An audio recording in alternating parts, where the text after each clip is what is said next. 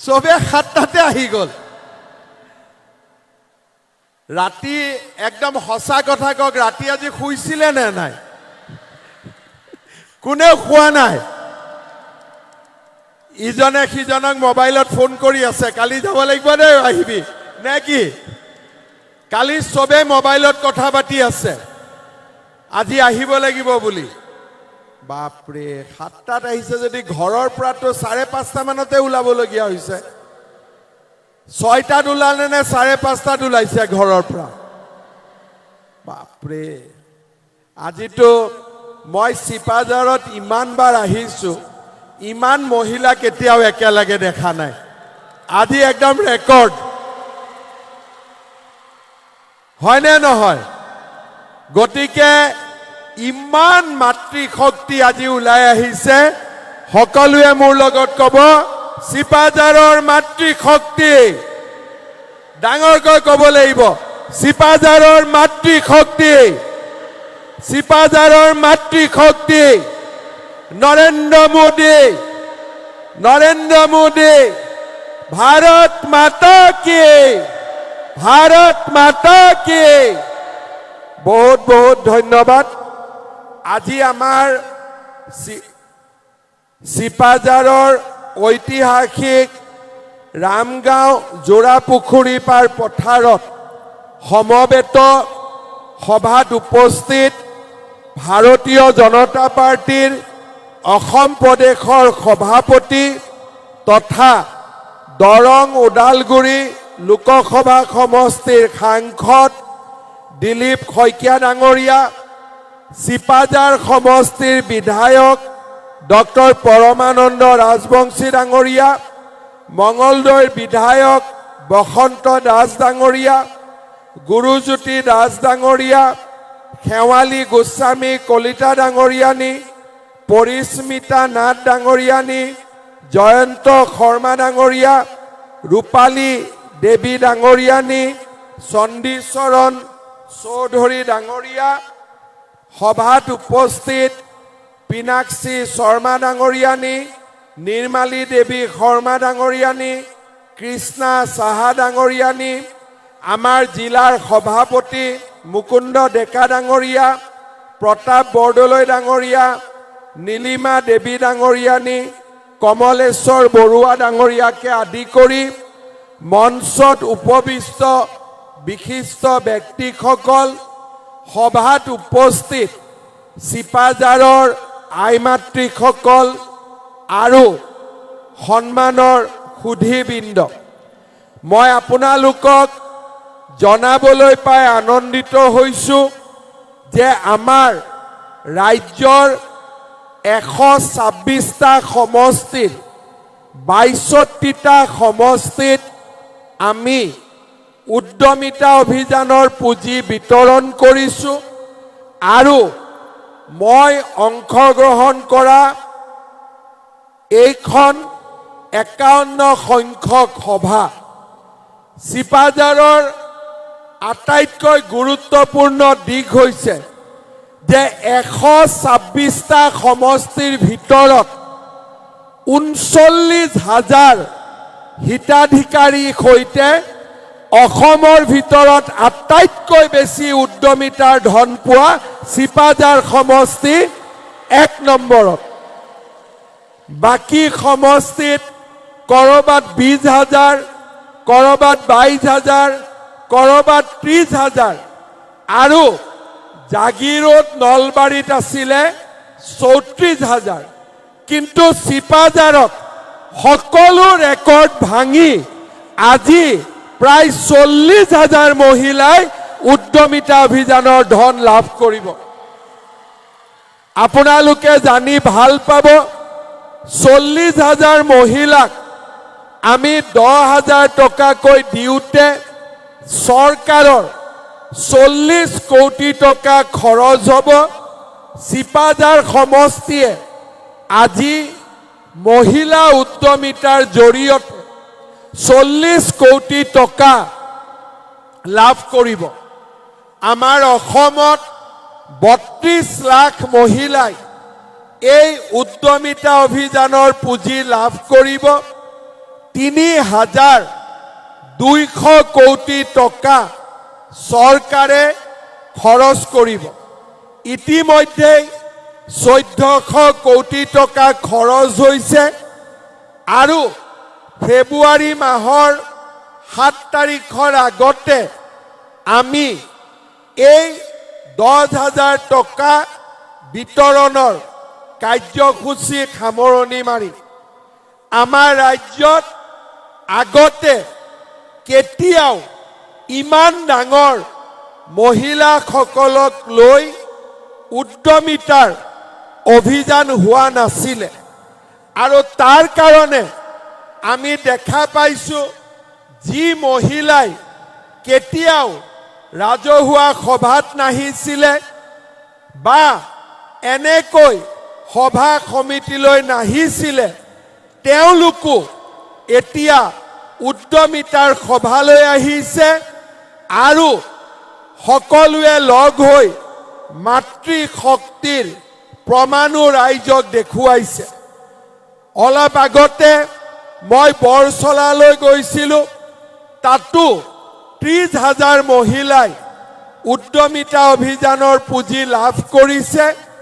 চিপাঝাৰত আজি 40,000 মহিলাই উদ্যমিতা অভিযানৰ পুঁজি লাভ কৰিব। মই দীঘলীয়াকৈ নকওঁ, কাৰণ আপোনালোকে চেকবোৰ ল'ব লাগিব আৰু ঘৰলৈও ঘূৰি যাব লাগিব। কিন্তু এই অভিযানৰ সৈতে জড়িত কেইটামান কথা মই আপোনালোকক ক'ব খোজো। 1 নম্বৰ, এয়া প্ৰথম, কিন্তু এয়া শেষ নহয়। আজি যেনেকে আমি ইয়াত গোট খাইছো 10,000 টকা পাম, কোনেও এইটো নাভাবিব যে ইয়ে প্ৰথম ইয়ে শেষ। আজিৰ পৰা আৰম্ভ হৈছে। তাৰ মানে এনেকুৱা আৰু বহুত মিটিং হ'ব য'ত মহিলাসকলে সন্মান লাভ কৰিব। আমি এই 10,000 টকা বিতৰণৰ লক্ষ্য কি? লক্ষ্য হ'ল অসমৰ মহিলা সমাজক আমি নিজৰ ভৰিৰ ওপৰত নিজে থিয় কৰাব লাগে আৰু মহিলাসকলৰ মাজৰ পৰা লাখপতি বাইদেউ সৃষ্টি কৰিব লাগে। 1 নম্বৰ, মহিলাৰ সন্মান বাঢ়িব লাগে। তাৰ কাৰণে অৰুণোদয়ে হওক, উদ্যমিতাই হওক, নিযুত মইনাই হওক, এই আঁচনিবিলাক আমি গ্ৰহণ কৰিছো। দ্বিতীয়তে, আমাৰ মহিলাসকলক আমি লাখপতি বাইদেউ কৰিব লাগে। লাখপতি বাইদেউ কেনেকে হ'ব? কিছুমানে মনত ভাবিব পাৰে যে আমিনো কেনেকৈ লাখপতি হ'ব পাৰিম? আমাৰ ঘৰত অৱস্থা যেনে তেনে আমি চলি আছো, আমি লাখপতি কেনেকৈ হ'মগৈ? আপোনালোকে জানি আচৰিত হ'ব আৰু জানি ভালো পাব যে এই 32 লাখ মহিলাৰ ভিতৰত 8 লাখ মহিলা ইতিমধ্যে লাখপতি বাইদেউ হ'ব পাৰিছে। তাৰ মানে আত্মসহায়ক গোটৰ লগত জড়িত 32 লাখ মহিলাৰ 8 লাখ মহিলা আত্মসহায়ক গোটৰ জৰিয়তে দি লাখপতি হ'ব পাৰিছে। আপোনালোকে জানি ভাল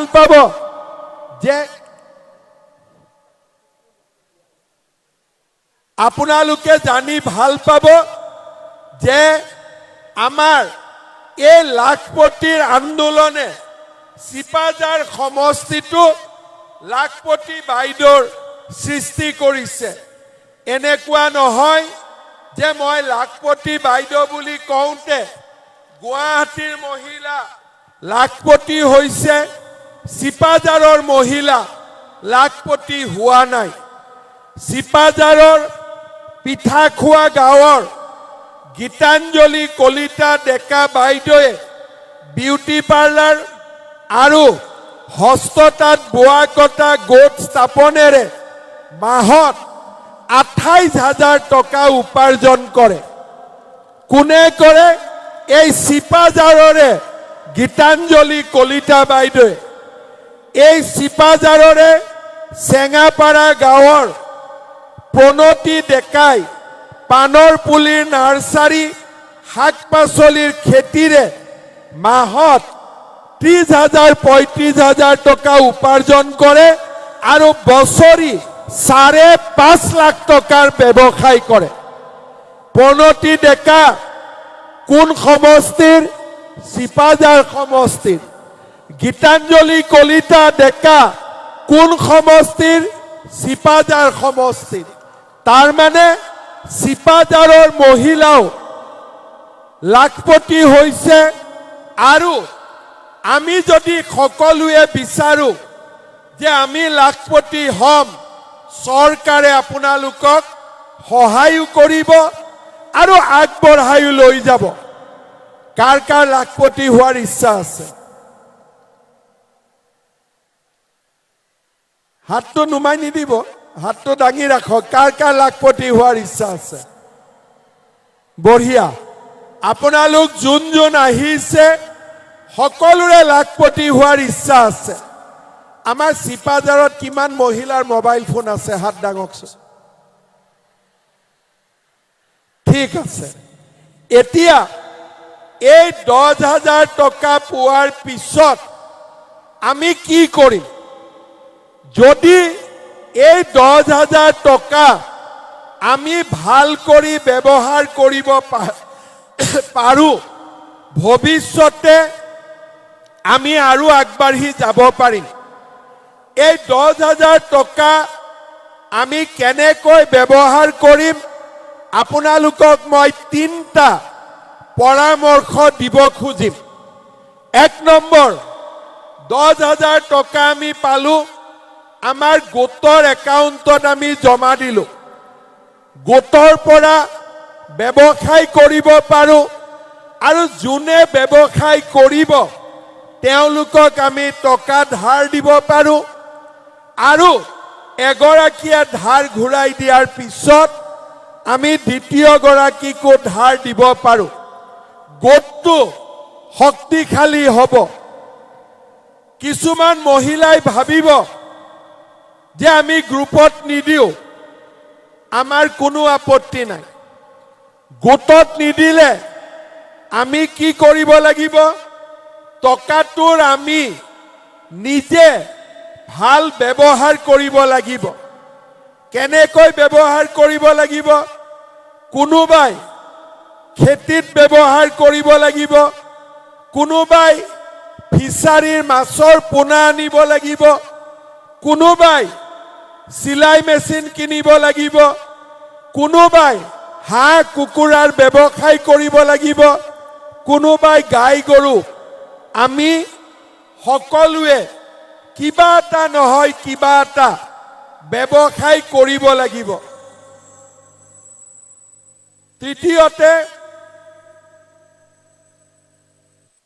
তৃতীয়তে আমি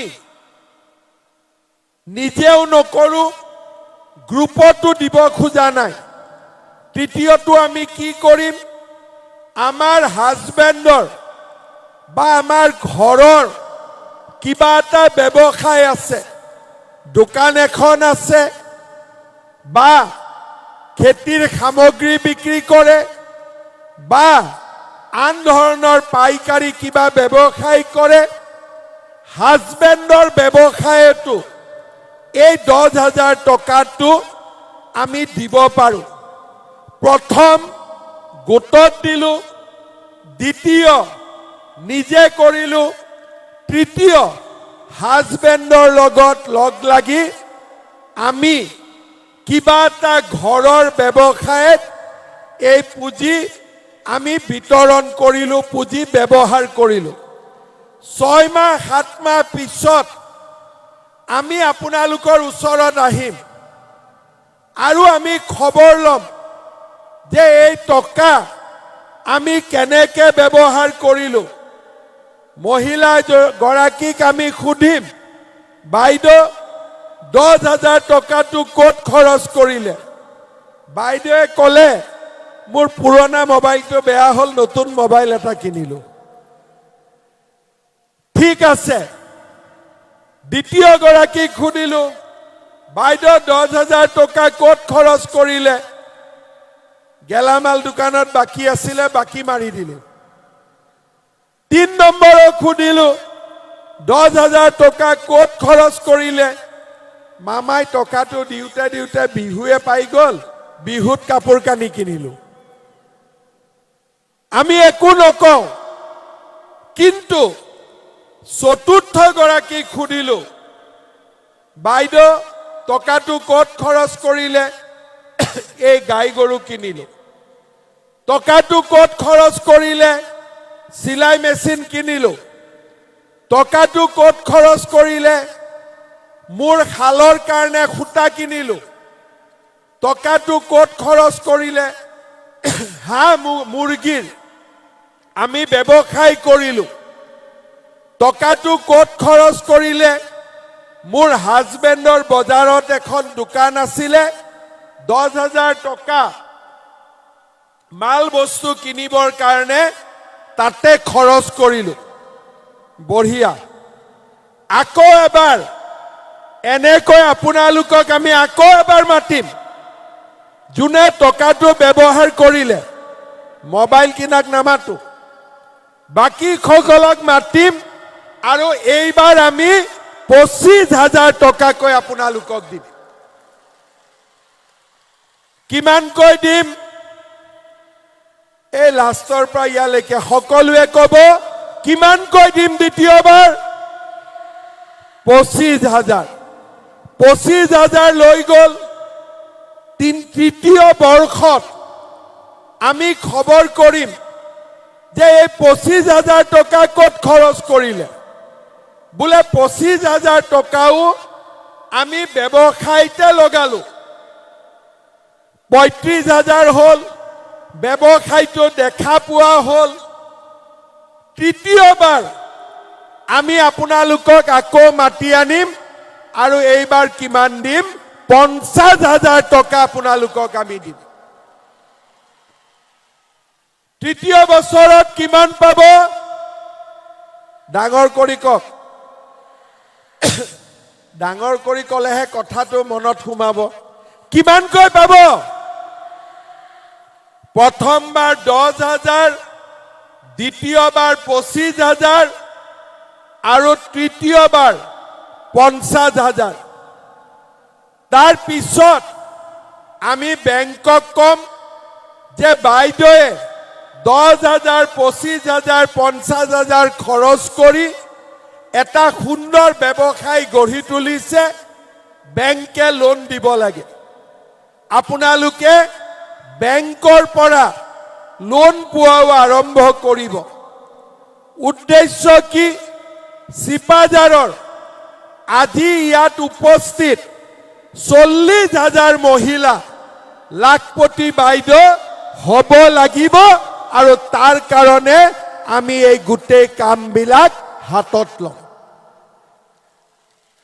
এতিয়া আপোনালোকে এতিয়া ভাবি চিন্তি কওক, লাখপতি বাইদেউ হ'ব পাৰিবনে নোৱাৰে? চৰকাৰে যদি এনেকৈ আপোনালোকক সহায় কৰে, আপোনালোক লাখপতি বাইদেউ হ'ব পাৰিবনে নোৱাৰে? পাৰিব। কোনে কোনে নোৱাৰে হাত দাঙক।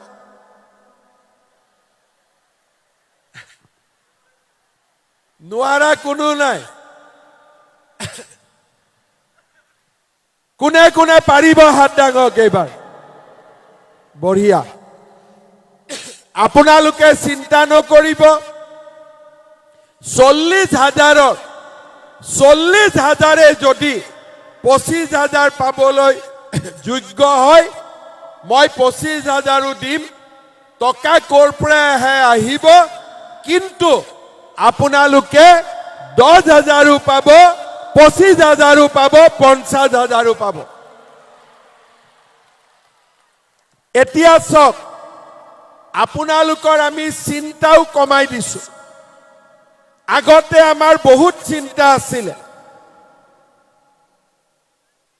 ঘৰত চাউল নাই দোকানৰ পৰা চাউল কিনিব লাগে গেলামাল দোকানীয়ে বাকি নিদিয়ে এতিয়া মোদী ডাঙৰীয়াই আমাক বিনা পইচাত চাউল দিয়ে আগতে আমাৰ মাহঁতে যেতিয়া কোনবা গেষ্ট আহে ঘৰত চাহ বনাব লাগে পাকঘৰত গৈ দেখিলে চেনিৰ শূন্য চেনি নাই বাটিটোলৈ ওচৰত গল কাখৰ ঘৰৰ পৰা চেনি আনি চাহ বনাই গেষ্টক খুৱাব লাগে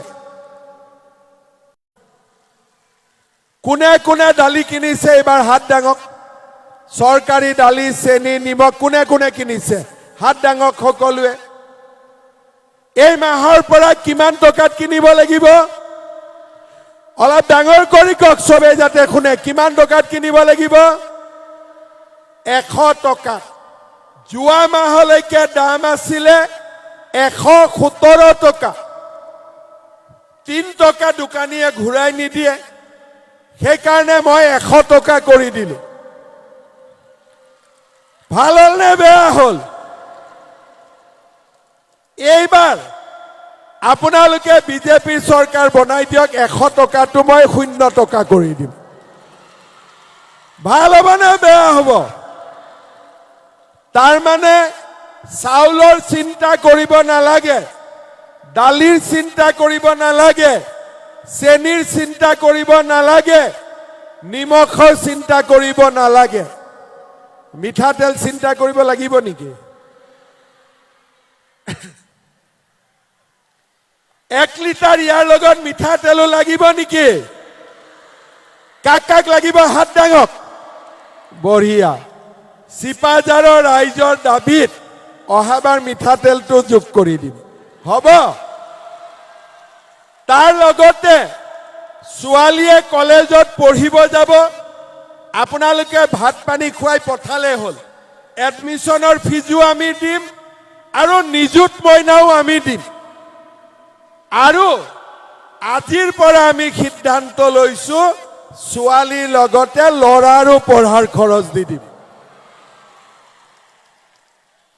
এতিয়া আপোনালোকৰ চিন্তা কত চাউল বিনা পইচাত দালি চেনি নিমখো 100 টকাত এতিয়া লাহেকৈ বিনা পইচাত হৈ যাব 1 লিটাৰ তেলো পাব লৰা ছোৱালীৰ পঢ়াৰ খৰচো চৰকাৰে দিব লগতে 1250 টকা অৰুণোদয়ও পালো এতিয়া 8 তাৰিখতে 10 তাৰিখে অৰুণোদয় আহে 8 তাৰিখতে গিৰিয়েক বিলাকে ঘৈণীয়েকক কৈ থাকে এই মোবাইলটো চা মেছেজ আহিছে না হয় না নহয় এতিয়া আপোনালোকে শুনি ভাল পাব মোৰ মনত চিন্তা হল এই 10,000 টকাটো কবাত আকৌ বিহুত খৰচ হৈ যাব নেকি সেইকাৰণে মই ভাবিলো যে বিহুৰ খৰচো এক্সট্ৰা দিম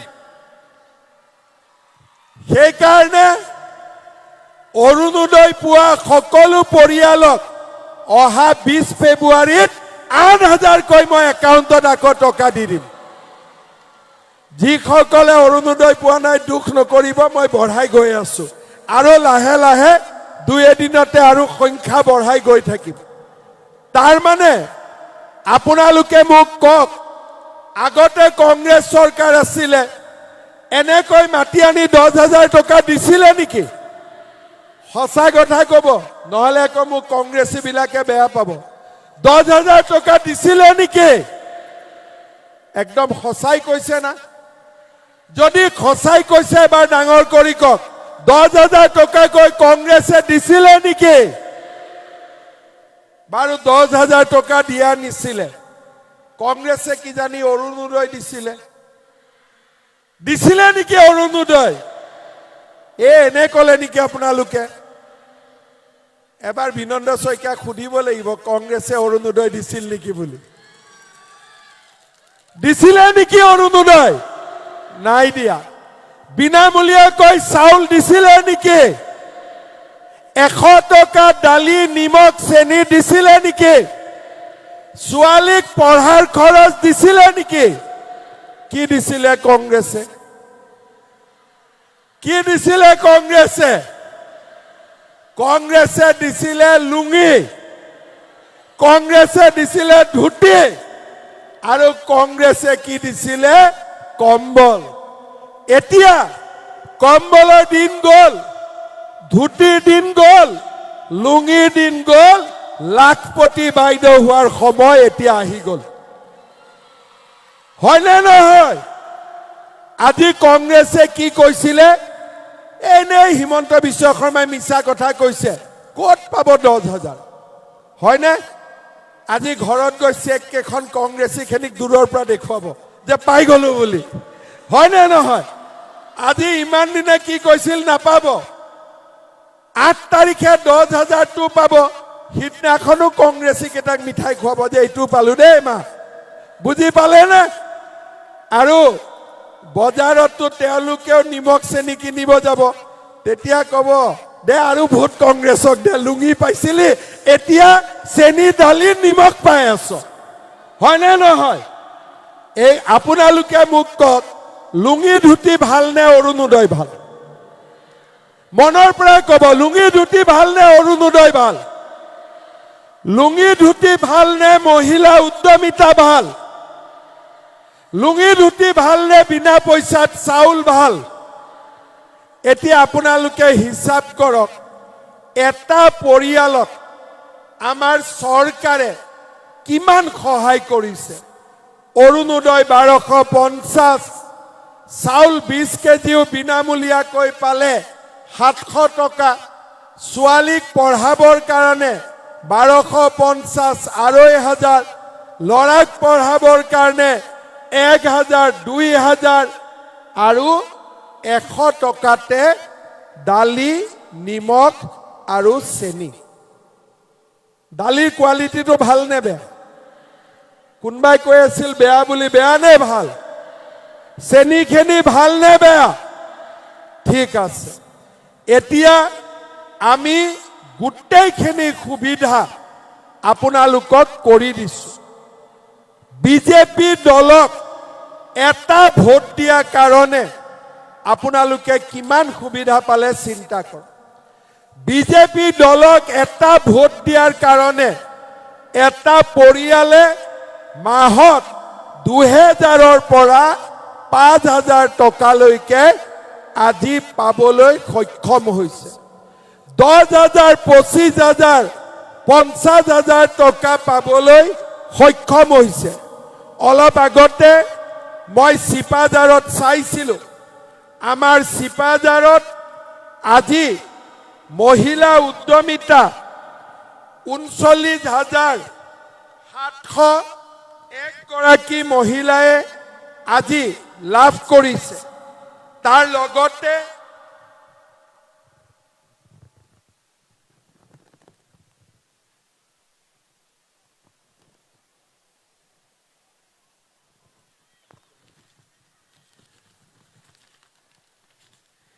লগতে আজি সিপাজাৰত 33,339 গৰাকী মহিলাই অৰুণোদয় পাইছে আজি সিপাজাৰত 3,450 গৰাকী ছাত্ৰীয়ে নিযুত মইনা আঁচনি পাইছে ৰেচন কাৰ্ডৰ জৰিয়তে 2,07,456 গৰাকী হিতাধিকাৰী আজি উপকৃত হৈছে আমাৰ সিপাজাৰত আজি বহুতো উন্নয়নমূলক কাম হাতত লোৱা হৈছে বিশেষকৈ গুৱাহাটী ৰিং ৰোড আৰু কুৰুৱা নাৰেংগী দলং হোৱাৰ লগে লগে আমাৰ এই অঞ্চলটোৰ আৰ্থ সামাজিক দিশত ভাবিব নোৱাৰা প্ৰগতি হ'ব আমি আজি গুৱাহাটীত যাবৰ কাৰণে ৰিং এটা মাত্ৰ মাৰিব লাগে আমি গৈ গুৱাহাটীত উপস্থিত হ'ম আজি আমাৰ জীৱনলৈ উন্নয়ন আজি আমাৰ জীৱনলৈ পৰিৱৰ্তন ব্যক্তিগতভাৱেও আজি আমি উপকৃত হৈছো আৰু সামাজিকভাৱেও আজি চিপাঝাৰ সমষ্টি ভাবিব নোৱাৰা পৰিৱৰ্তন আমি দেখা পাইছো আজি আপোনালোকে মনত পেলাই চাব কংগ্ৰেছ চৰকাৰৰ দিনত যিবিলাক কথা আমি কল্পনাও কৰিব পৰা নাছিলো আজি তাক সপোনবিলাক আজি বাস্তৱত ৰূপায়িত হৈছে কোনোবাই ভাবিব পাৰে নেকি যে চিপাঝাৰত কেতিয়াবা 40,000 মহিলা একেলগে গোট খাব আৰু মহিলা উদ্যমিতা আঁচনিৰে উপকৃত হ'ব সেইবাবে মই আপোনালোকক অনুৰোধ জনাম চৰকাৰৰ আঁচনিসমূহৰ উচিত ব্যৱহাৰ কৰি এই আঁচনিবিলাকক সুন্দৰভাৱে আগবঢ়াই আমি আমাৰ লক্ষ্যত উপনীত হ'ব লাগিব কেইদিনমান আগতে মই খটৰা সত্ৰলৈ আহিছিলোঁ তাৰো আজি উন্নয়নৰ পুঁজি আমি অনুমোদন কৰিছো 2 এদিনতে তাতো নতুন কাম আৰম্ভ হ'ব শ্ৰদ্ধা ৰাইজ আজি আপোনালোকে আমাক যোৱা 5টা বছৰে দেখুৱা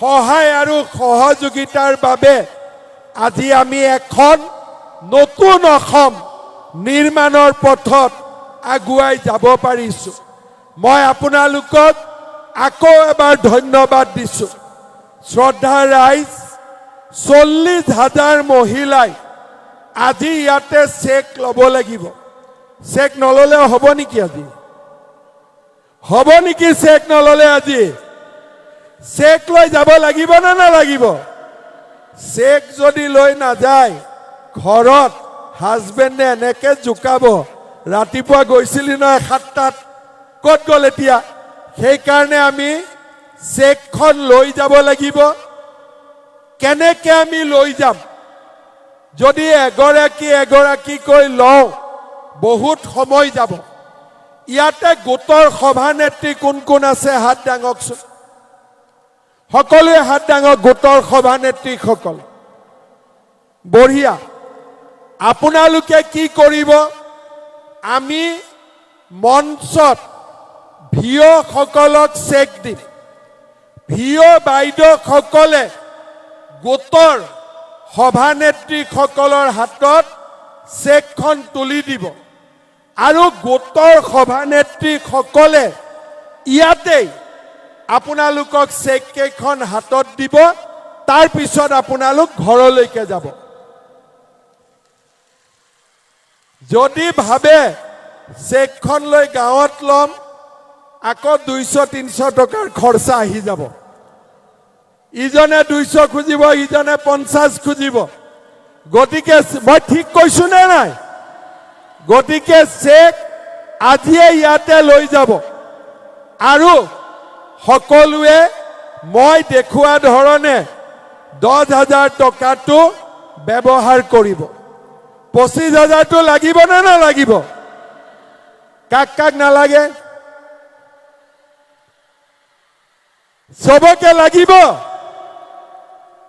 সবকে লাগিব না নালাগিব এতিয়া মোক এটা কথা কওক ইলেকশনত বিজেপি কোনে কোনে ভোট দিব বাপৰে সবে দিব তাৰ মানে মই দালি চেনি নিমখ তেল সব বিনামূলীয়া কৰিব লাগিব এতিয়া হয় না যি নহক আপোনালোকক আকৌ এবাৰ মই ধন্যবাদ জনালো ইমান সুন্দৰ কৰি এই সভাখন আয়োজন কৰাৰ কাৰণে পৰমানন্দ ৰাজবংশী ডাঙৰীয়াক মই ধন্যবাদ জনালো যোৱাকালি ৰাতিৰ পৰাই পৰমাদাই মোক SMS দিয়ে আছে সময়ত আহিব লাগিব ইমান মানুহ গোট খাব ইয়াতে এনেকে হ'ব পৰমাদাই আপোনালোকৰ কাৰণে বহুত চিন্তা কৰি আছিলে পৰমানন্দ ৰাজবংশীৰ কাৰণে এটা হাত তালি বজাই দিয়ক